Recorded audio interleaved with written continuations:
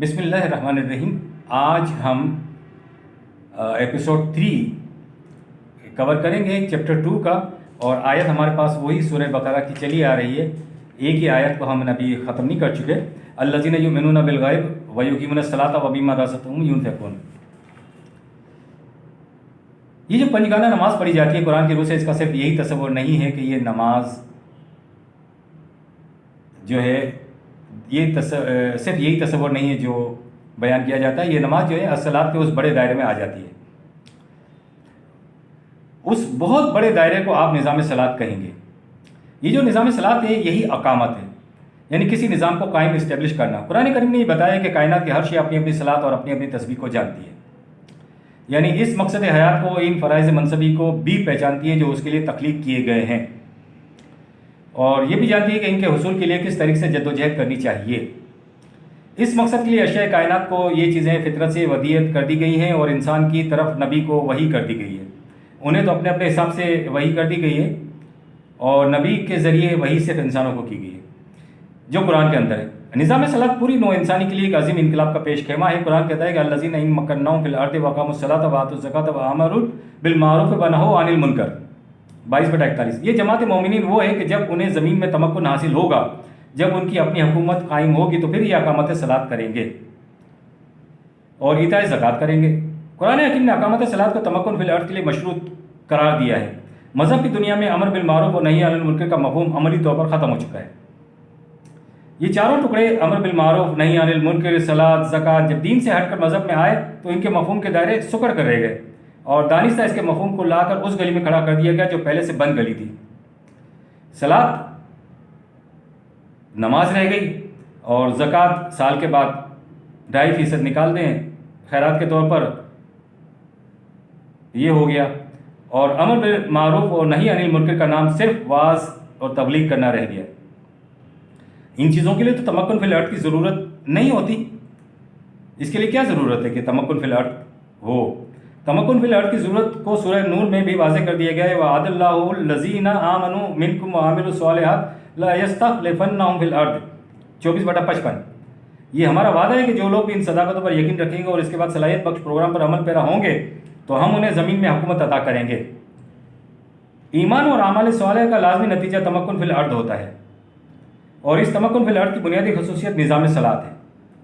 ये कोई मुसलमान कौम की हुकूमत नहीं होती, यह हुकूमत खुदाबंदी होती है जो खुदा के कवानीन को नाफिज करने के लिए अमल में आती है।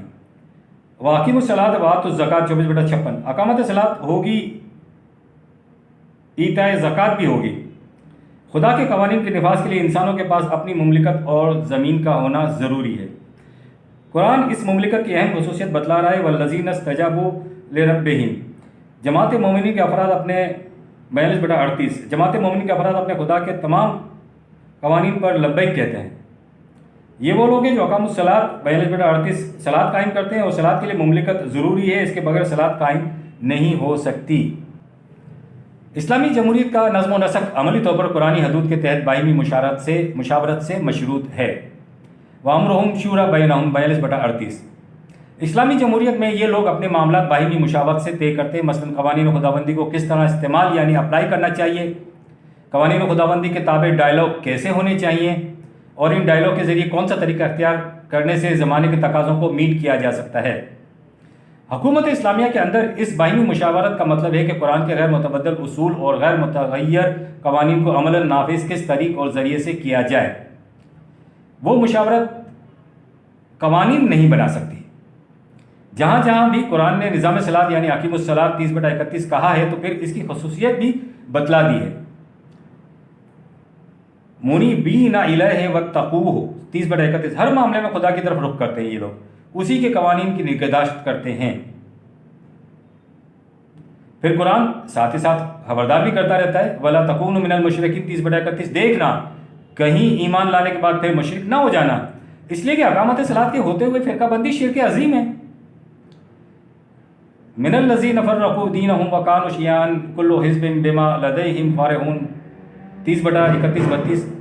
फ़िरक़ाबंदी वाले लोगों की नफ्सियात ये हो जाती है कि हर एक ये समझता है कि मैं हक़ पर हूँ और बाकी सब बातिल के ऊपर हैं और कभी इनमें वहदत पैदा हो ही नहीं सकती। इस शिर्क को मिटाने का वाहिद तरीका यही अकीमुस्सलात 30/31 निज़ाम सलात कायम करना चाहिए। कायम करेंगे तो ये सब मिट जाएंगे सारे अख्तलाफात। लेकिन आज नमाज हमारे यहाँ फ़िरका बंदी का निशान बन चुकी है, जबकि निज़ाम सलात का तो हमारे यहाँ अभी तसव्वुर भी इख्तियार नहीं किया गया। ये फ़िरके पैदा करना शिर्क है, जिसकी वजह से खुदा के रसूल से कोई ताल्लुक़ बाकी नहीं रहता। कुरान हकीम की रोशनी में फ़िरकों को ख़त्म करने का शाफी इलाज है, और वो है अकामत सलात। इसी से मिटेगा, ये सारे फ़िरके इसी से मिटेंगे। आपके पास मुमलिकत हो, इसका आइन और दस्तूर हो, जो कि आपके पास खुदा की किताब है, नहज ज़िंदगी और शवायर हयात मुशावरत से तय करके कवानीन खुदाबंदी को मुमलिकत के अंदर बसने वाले तमाम मुसलमानों के ऊपर यकसा नाफिज कर दिया जाए। यानी अगर ऐसा आप करना चाहते हैं तो ऐसा तभी होगा जब आपके निज़ाम के पास सेंट्रल अथॉरिटी हो। वहदत पैदा करने का तरीका ही ये है। मुमलिकत अगर अपनी होगी तभी आप ये सब कुछ कर सकते हैं। मुमलिकत ना हो तो फिर निज़ाम का क़याम एक दीवाने का ख्वाब होता है। निज़ाम होगा तो मुजरिम को सज़ा मिलेगी। आप इसका सिमटा हुआ नज़ारा नमाज बाजमात में देखें। एक इमाम, एक नज़म, कोई तफरका नहीं होता, सिर्फ और मुकम्मल वहदत होती है, कोई इंतशार नहीं होता है। लेकिन फ़र्ज़ों के बाद जब हालत देखें, जैसे ही इमाम बीच में से हटता है और कैफियत देखने वाली होती है कि इंतशार हो जाता है सबका। एक क़याम कर रहा होता है तो दूसरा रुकू और तीसरा सजदा कर रहा होता है। यानी इंतशार आपको नज़र आएगा, तफरका ही तफरका नज़र आएगा। मस्जिद तो वही है, नमाजी भी वही है, नमाज भी वही है। मिल्लत बे इमाम मस्त, क्या हुआ? निज़ाम नहीं रहा, मरकज़ मिल्लत नहीं रहा। खुदा का अहद निज़ाम सलात के तहत अमन व सुकून का मुहैया करना है। एक सवाल यह है कि ये सलात क्या करती है? तनहा अनिल फ़ाशाए वल मुनकर, ये 29/45, ये फ़ोशा और मुनकर से रोक देती है। इन्ना सलाता तनहा 29/45, ये सलात इन चीज़ों से रोक देती है। यहाँ इन्ना का इस्तेमाल जाहिर करता है कि हाँ यकीनन ये ऐसा ही करती है। हम जब अपने माशरे और अपनी अखलाकी हालत देखते हैं तो इसके बरक्स देखते हैं, तो साबित हुआ कि जिस नमाज को सलात समझा गया है, दरअसल वो सलात है ही नहीं, बल्कि सलात के दायरे की एक ज़रूरत ज़रूर है। हमारे पास सलात नहीं है तो फिर हम जो कुछ कर रहे हैं वो क्या है? वल्लाहु यअलमु मा तस्नऊन 29/45, ये जो कुछ तुम मसनूई तौर पर कुछ करते हो, हम इससे वाकिफ़ हैं। जो कुछ तुम करते हो इससे ये नतीजा बरामद नहीं होगा। हाँ, अलबत्ता सलात से ज़रूर ये नतीजा बरामद हो जाएगा अगर आप सलात कायम करोगे तो। फोशा अरबों के यहाँ, जिसे हम बुखल कहते हैं, यानी हर चीज़ अपने लिए समेट कर रख लेना, किसी को कुछ ना देना, जो हाथ में आ जाए बस बगल में दबा लेना, इस अरब इसे बड़ी घिनौनी शे समझते थे। बुखिल को इंतहाई नफरत की निगाह से दिखते थे। क्या सलात में और मिम्मा रज़क़नाहुम युनफ़िक़ून, आप ये तो जान गए होंगे कि सलात बुखल से रोकती है, और मुनकिर वो दलाइल कहलाते हैं जो अक्ल फ़रेबकार देती है।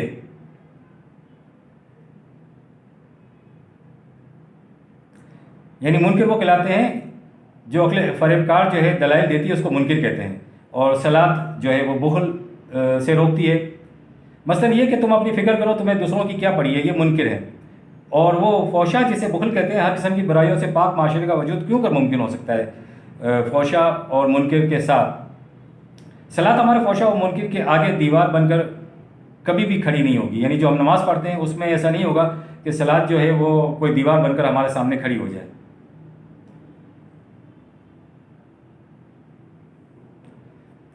वो खुद तो एक गैर महसूस और तस्वुराती चीज़ है।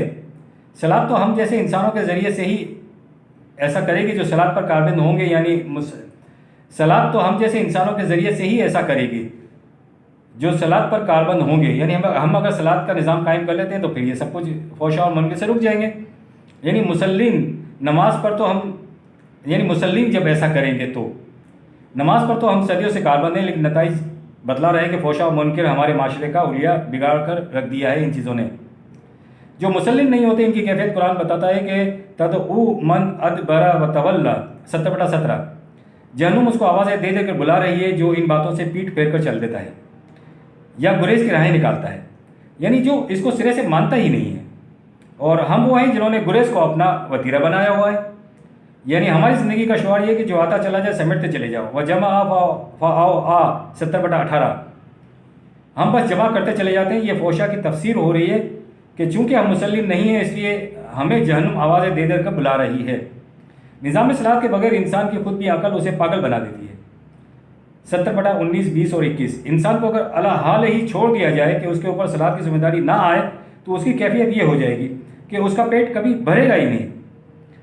अल्लाह को मुत्तकासुर हत्ता ज़ुरतुमुल मकाबिर 102/1, 2। वो एक दूसरे से आगे बढ़ने की रेस में चला जाता है, पागल हो जाता है, तान के सामने कब्र आ जाती है और ज़रा सी भी अफ्ताब का मुकाबला वो नहीं कर सकता, वो बिलबिला उठता है। वो कौन सा तगय्युर जो सलात के ज़रिए से मुसल्लिम के अंदर पैदा होता है? मुसल्लिम क्या होते हैं? अल्लज़ीना हुम अला सलातिहिम दाइमून 70/23। वो इस्तिकामत से, दवाम से, इंसिराम से सलात के ऊपर कायम रहते हैं। अगर ऐसा कर लिया जाए तो फिर क्या होता है? यानी अगर ऐसा हो जाए तो फिर क्या होगा? यानी क्या तगय्युर पैदा होगा? सलात पर कायम होने के बाद वल्लज़ीना फ़ी अम्वालिहिम हक़्क़ुम मालूमुन लिस्साइलि वल महरूम 70/24-25। फिर वो जानता है कि मेरा माल तनहा मेरा माल नहीं है। इसके अंदर हर उस शख्स का हिस्सा है जो मेहनत तो करता है लेकिन उसकी मेहनत का मुआवजा उसकी ज़रूरियात का कफील नहीं होता, या माजूर या एहतियाजमंद, वो सब बतौर हक़ के उससे ले सकते हैं। वल्लज़ीना युसद्दिक़ूना बियौमिद्दीन 70/26।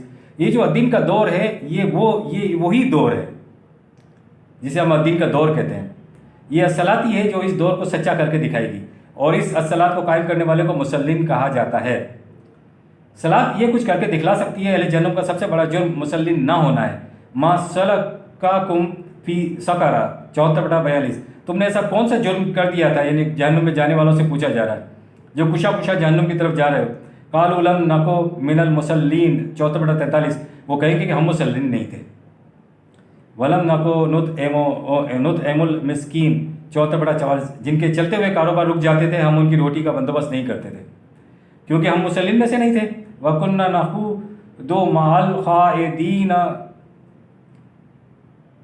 74/45। बातें तो हम बड़ी बड़ी किया करते थे लेकिन मुसल्लिम में से नहीं थे। गैर कुरानी माशरे वालों के लिए यहाँ इस दुनिया में भी जहन्नुम और फिर मरने के बाद भी जहन्नुम होता है क्योंकि जहन्नुम शुरू हुई इस दुनिया से होती है। ये हकीकत कुबरा है कि चूँकि हम मुसल्लिम नहीं हैं जिसकी वजह से हमारा ये माशरा भी जहन्नुम ही है। मुसल्लिम हो और जहन्नुम भी हो तो ये मुतज़ाद ऐसा नहीं हो सकता। और आयत अल्लज़ी युकज़्ज़िबु बिद्दीन 107/1। तूने उसे भी देखा है जो दीन की तकज़ीब करता है।